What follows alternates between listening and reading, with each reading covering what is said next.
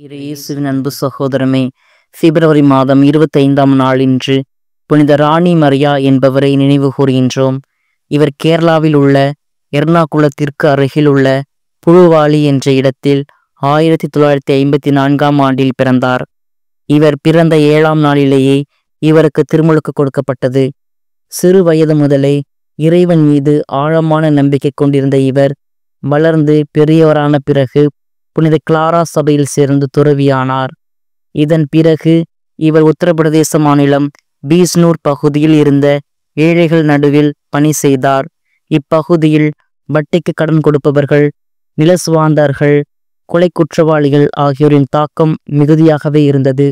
அவர்களிடமிருந்து ஏழைகளுக்கு விடுதலை கிடைக்க இவர் கடுமையாக உழைத்தார். அதனாலேயே இவர் பலருடைய எதிர்ப்புக்கு உள்ளானார்.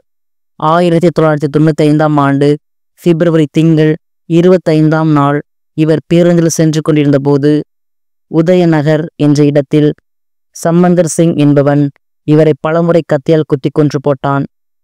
இதன் பிறகு இவரை கொன்ற சம்மந்தர் சிங்கிற்கு ஆயுள் கால தண்டனை வழங்கப்பட்டது.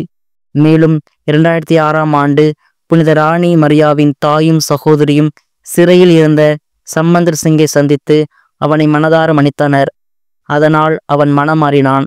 இயேசுவின் அன்பில் நிலைத்து ஏழைகளுக்கு உழைத்த இவரின் பரிந்துரை ஜெபத்தால் பலரும் பல அதிசயத்தை கண்டதால் இவருக்கு 2017ஆம் ஆண்டு திருத்தந்தை பிரான்சிஸ் அவர்கள் புனிதர் பட்டம் கொடுத்தார்.